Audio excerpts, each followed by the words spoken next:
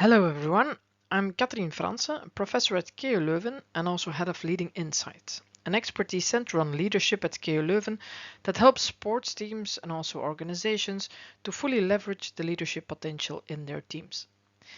In this video, I'll draw on inspiration from the sports world to show how these insights can enrich leadership in academia.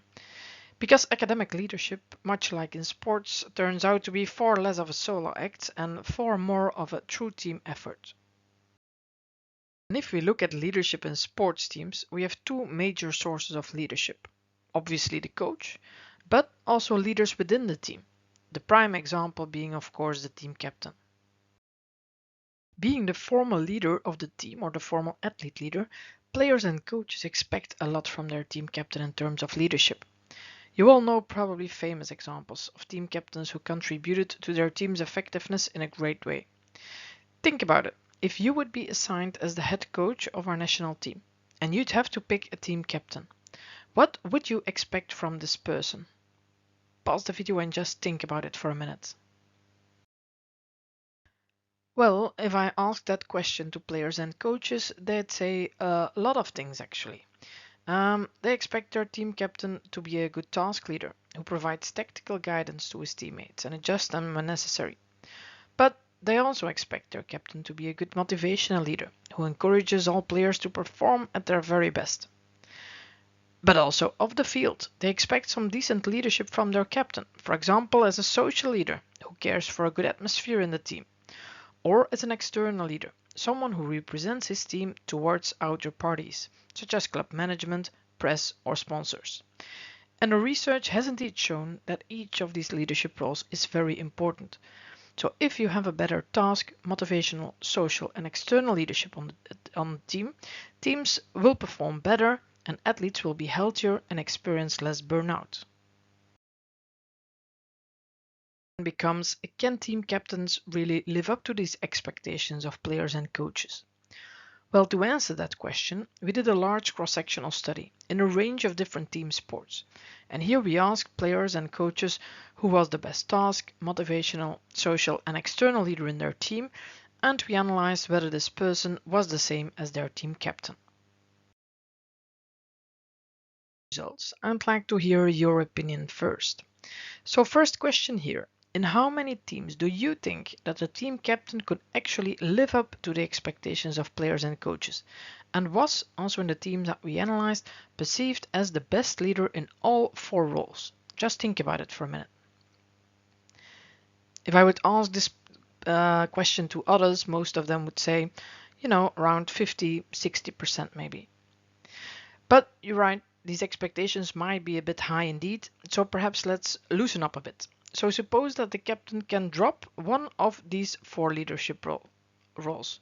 For example, another player fulfills the role of task leader, but the captain is still perceived as best leader across the other leadership roles. Or another player on the team is the best social leader, but the captain fulfills the three other ones. In how many percent of the teams would that be the case? In this case, most of people would answer a bit higher, maybe around 70-80%. Then, final question, would there also be teams in which the team captain does not fulfill any of those leadership roles and is thus not perceived as best leader on the field to communicate tactically or encourage his teammates, and not off the field either to care for a good team atmosphere and not even to communicate to the press? Which percentage would you put on there? Most of the people here would say, this would be probably rare, maybe 10% or less. The results. Quite surprisingly, in only 1% of the teams, so 1 on 100 teams, the captain could actually live up to the expectations of their teammates and coaches, and were actually perceived as best leaders in each of the four roles. Actually very rare use. Only in 4% the captain was perceived as best leader in 3 out of 4 roles. And even more unexpected was that almost half of the participants, so 44%, did not perceive their captain as best leader in any of those 4 leadership roles, not on the field as task or motivational leader, and not off the field as social or external leader. And this was true even when looking at the highest level of competition. Even there, that percentage was 40%. It is just clear that the current captains cannot live up to the expectations of players and coaches, suggesting that the choice on who to appoint as a team captain might not always be made wisely. But at the same time, we can wonder, is it actually realistic for one person to fulfill such different leadership roles, each requiring quite different talents? And it's not. There was also no other person in the team who was perceived as best leader on all those leadership roles. Therefore, instead of having one team captain trying to keep all those balls in the air, it is actually way better to have the leadership spread across the team, where team members that actually have the talent to take up a specific leadership role also get the responsibility to do so. And interestingly here is that even if we have one perfect leader in the team who masters each of these 4 leadership roles, even then our results point out that these are not the best performing teams. Rather, the teams in which leadership is spread throughout the team, with the leadership roles being occupied by different persons, those were the ones in which the players showed highest confidence in their team's abilities, where players identified strongest with their team, and which ended highest on the team ranking. There is a lot of evidence that confirms this finding and shows that the higher quality of athlete leaders on these 4 leadership roles that you have in your team, the higher the team shows better team functioning.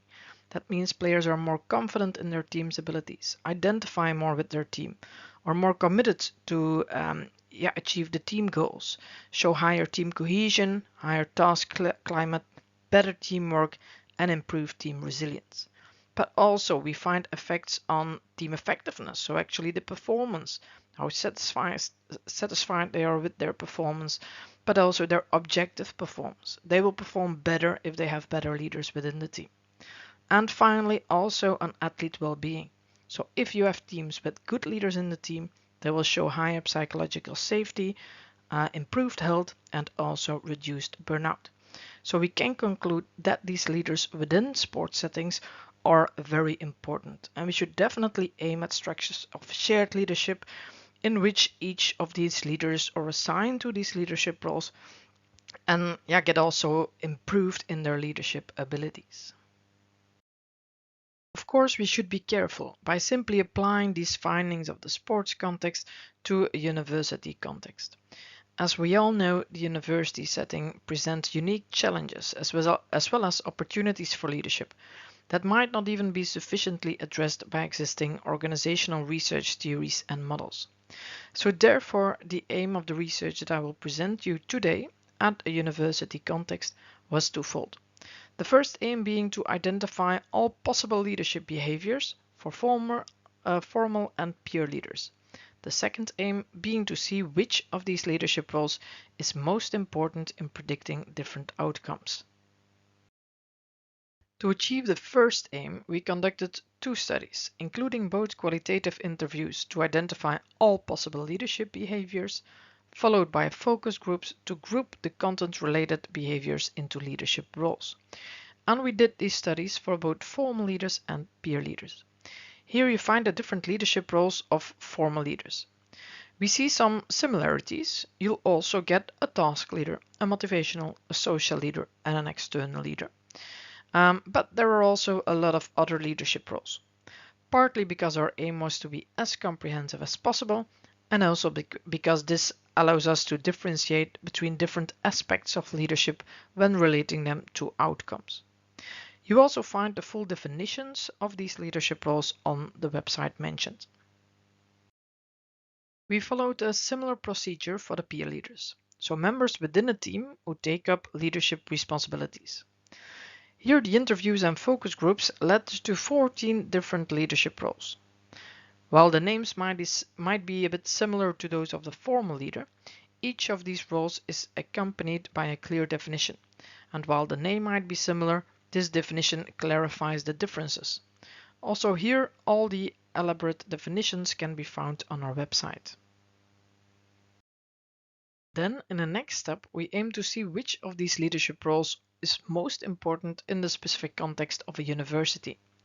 And to obtain that aim, we distributed a survey across the university's employees, which 918 employees fully completed.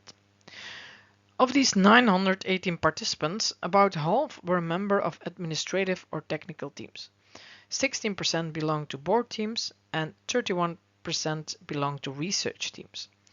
A lot of different teams, but we checked also the results that we'll present for several potential moderators, such as age, gender, team size, team tenure, and also the extent to which people had face-to-face versus digital contact with either the formal leader, individual team members, or the entire team.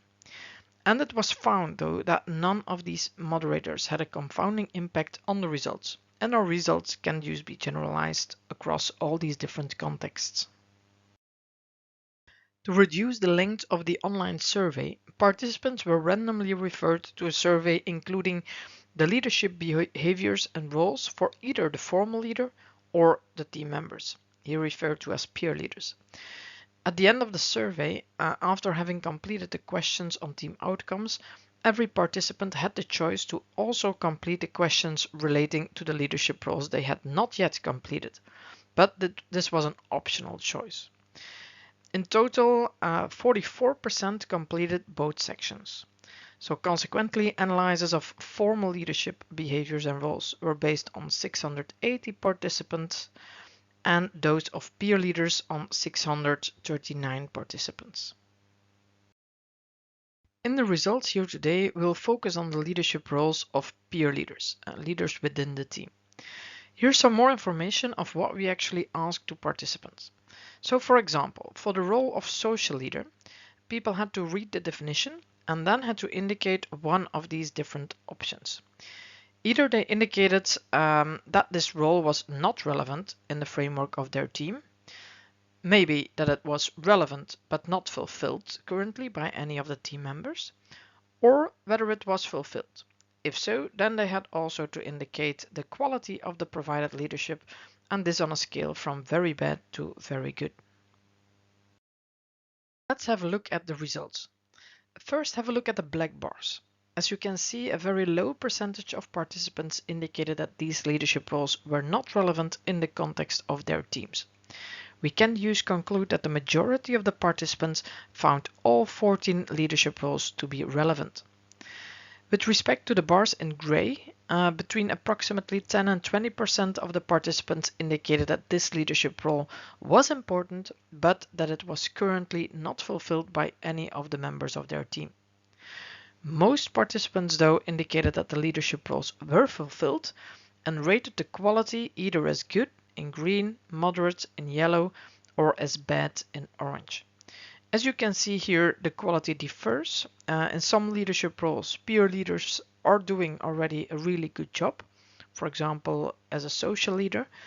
In other roles, such as innovative leader, for example, they reported more often medium or low quality leadership.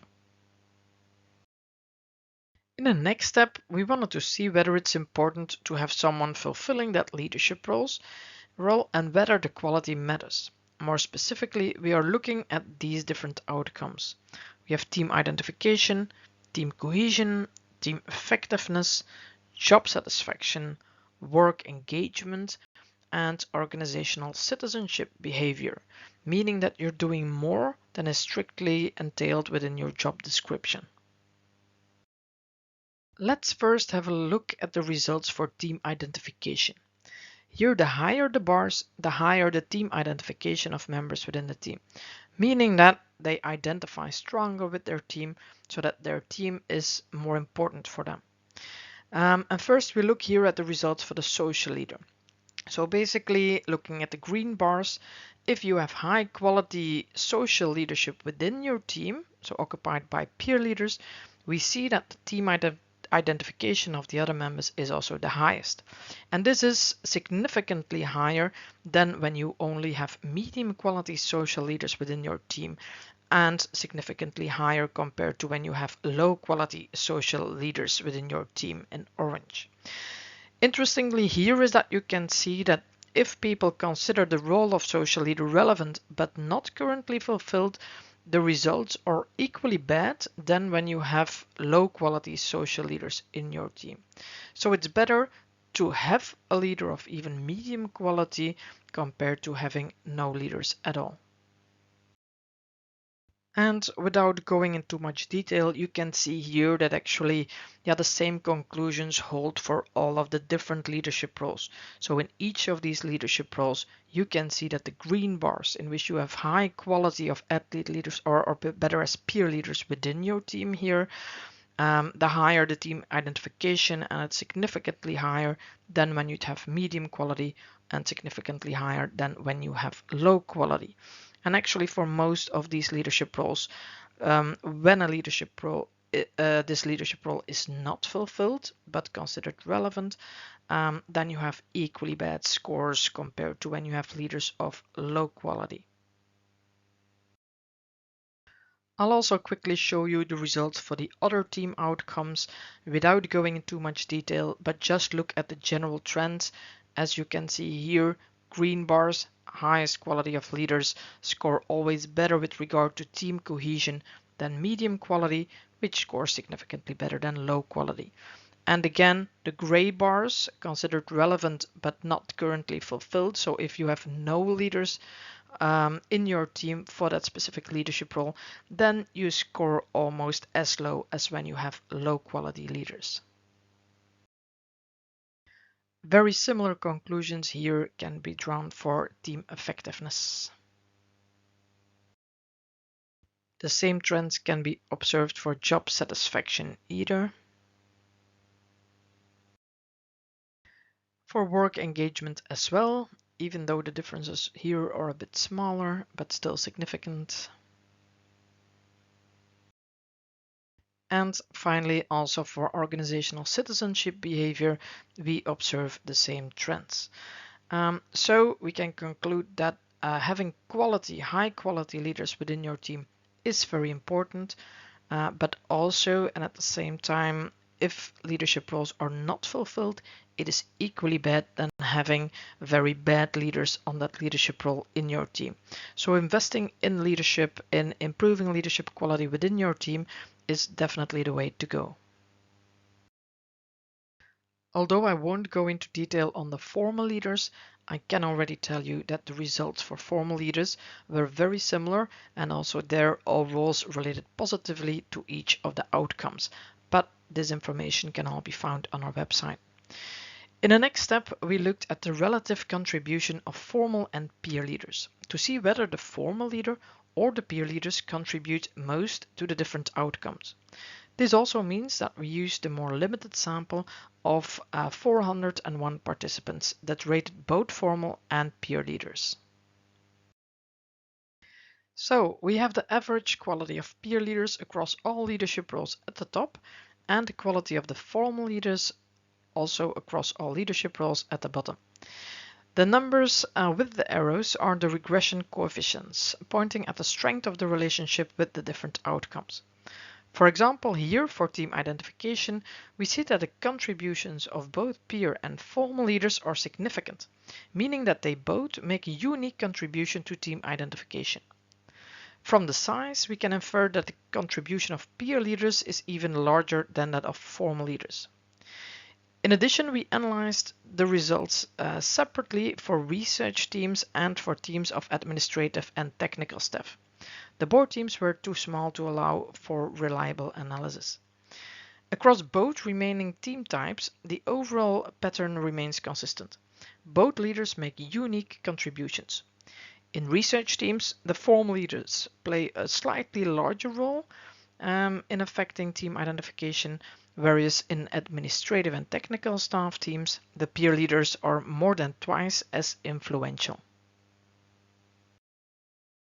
Here are the results for job satisfaction.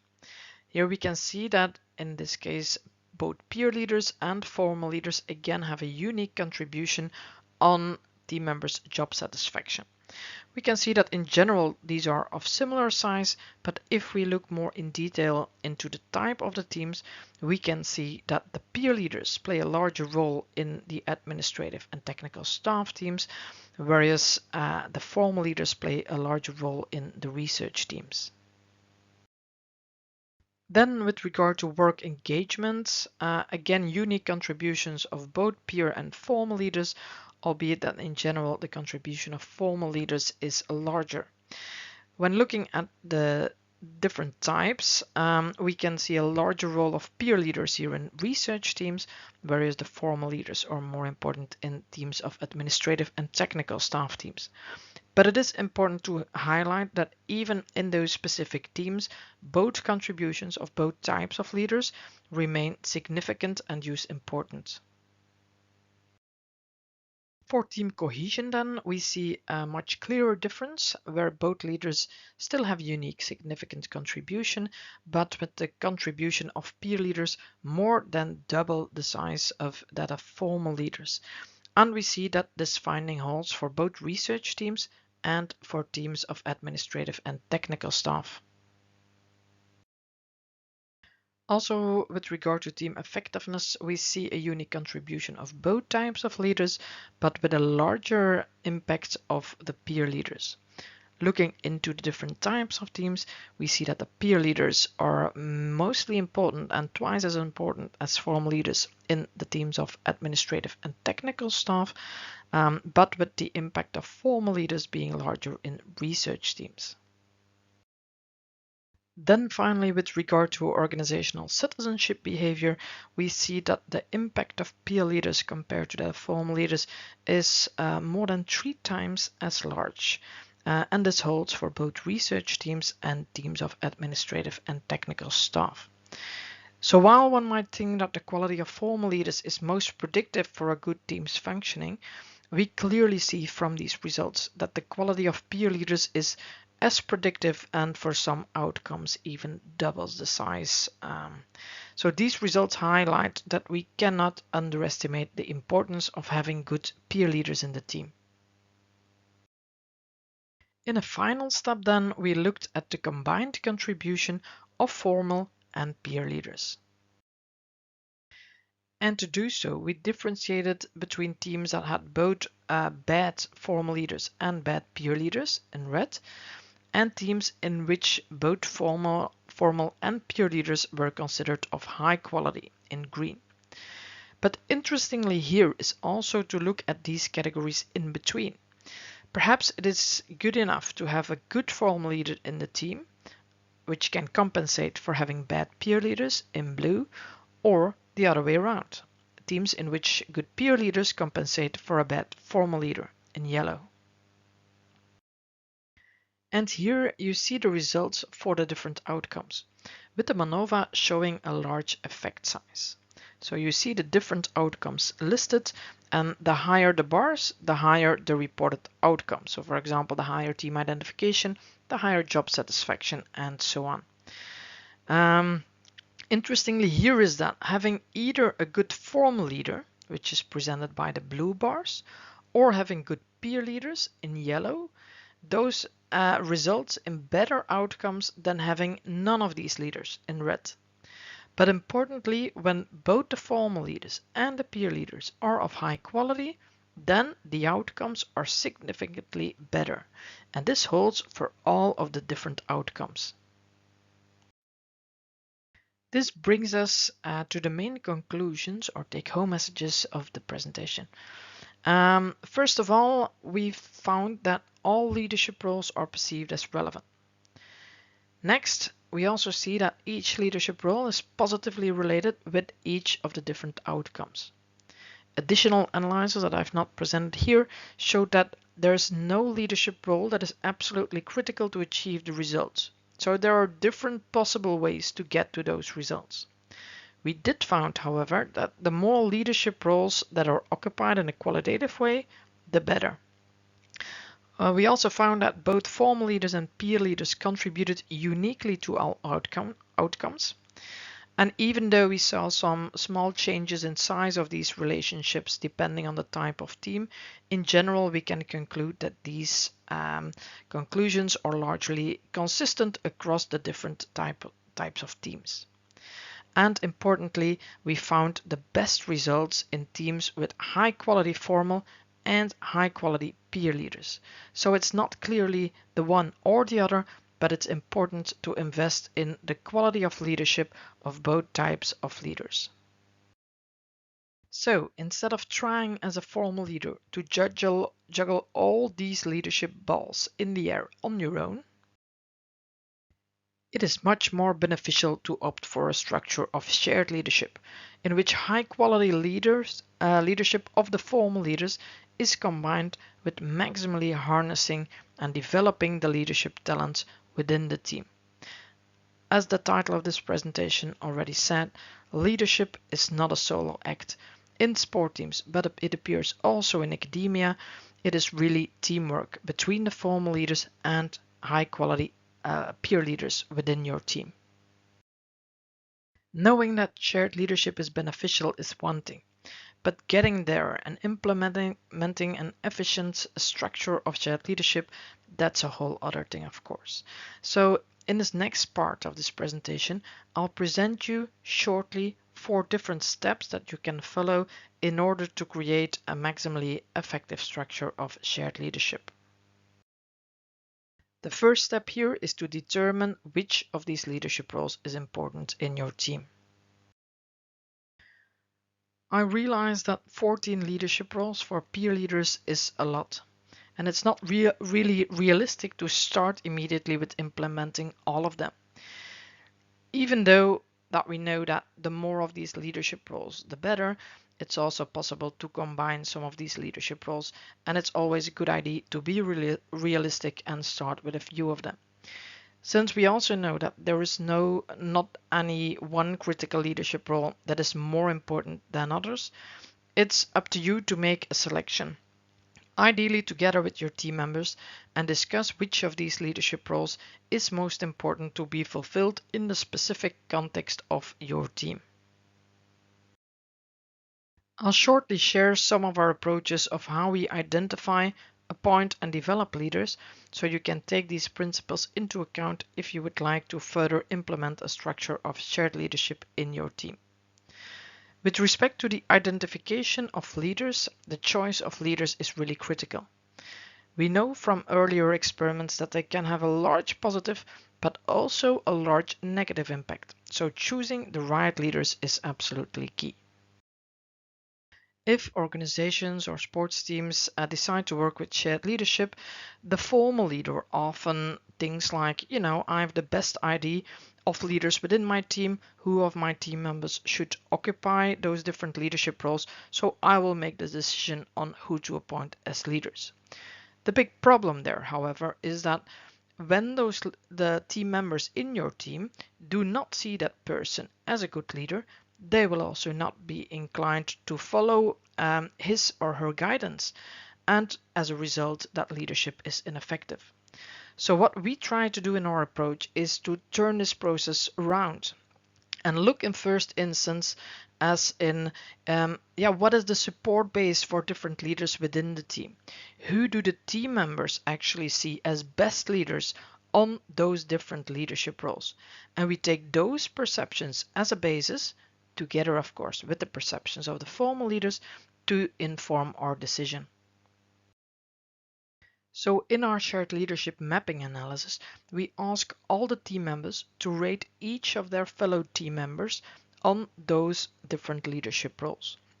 And what we get when combining all this information is a leadership network, which actually maps and visualizes the leadership structures in your team that are otherwise often hidden.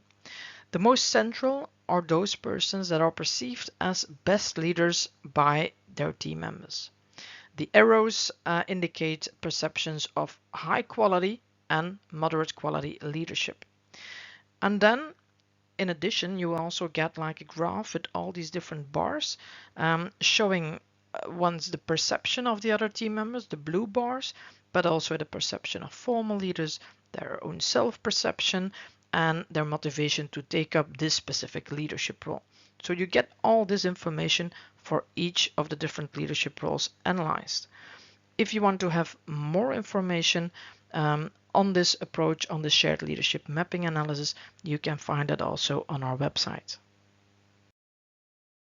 Then in the next step, we feel that it's also important to formally appoint these leaders in their specific leadership role. Given that this selection procedure is relying on the perceptions of all team members, the leaders who get appointed realize also that their leadership is really accepted by their teammates. This is a very important step for team members to actually dare to step up and take the lead. Furthermore, it also boosts their motivation and their commitment to fulfill this leadership really well. Also, they get the feeling that their leadership is not just accepted, but also expected. So certainly in difficult times, when times where things are not really going so well, then we also see that formally appointed leaders will much more likely be taking up their responsibility. Then, after the structure of shared leadership is formally being implemented, you can get additional improvements by focusing on the further development of the leaders within your team. I won't go into detail on the full details of our leadership development program that we have developed. You can find more details at our website, but I will share you, I think, the most important principles on which we rely. First of all, we found in multiple studies with multiple research designs that the best leaders are those that create a shared team identity. They ensure that all the people all in your team identify with their team, that the team is important for them. So in our leadership program, we will also focus on improving these identity leadership qualities. Then we also try to prevent an additional layer of hierarchy. So we won't intervene with just the specific group of appointed leaders, but we'll always try to do our workshops with the entire team so we can also get input and ask input from all the team members. Furthermore, we won't just focus on task objectives, to just make the work being performed as better, but objectives are established within each of the chosen leadership areas. And the appointed leaders on that specific leadership roles, they will be asked to coordinate the progress. And also important to take into account that leadership is a dynamic process. Leadership structures change, certainly when new people are coming in, people are moving away. So it necessitates a periodic re-evaluation of the leadership structures and potentially also the leadership roles that are being occupied. So having seen also all the benefits of shared leadership, we could wonder what then actually is withholding those formal leaders, those managers, to implement a structure of shared leadership. Well, one potential fear of leaders is often to lose the leadership status themselves. The idea that when they would empower other leaders in their team, they would be perceived as a worse leader themselves and perhaps become redundant over time. The question is then, is this fear actually justified? Is it actually true? Well, we did the test. We divided teams in teams with high shared leadership, so having actually great peer leaders in their teams, and teams with low quality peer leaders within their team, so a more hierarchical structure of leadership. And we looked at how they perceived their manager to be a good leader. So, what did we note?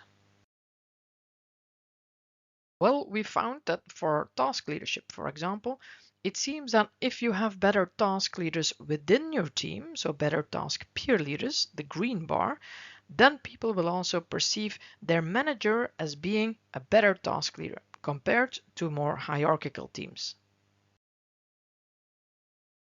True for motivational, social, and external leadership. These results used clearly show that the potential fear of formal leaders is not only unjustified, but even on the contrary, formal leaders are perceived as better leaders when they empower the peer leaders in their teams. So the question is, are you ready? If you'd like to dive deeper into this topic, you can find more information on our website, along with the scientific articles as soon as they are published. You'll also find practical tips and guidance to help you bridge the gap between theory and practice, and to get started with building a shared leadership structure in your team. And remember, the most important step is simply to begin, because that first move is always the toughest. I wish you all the best as you shift from a solo act to a truly collaborative team effort.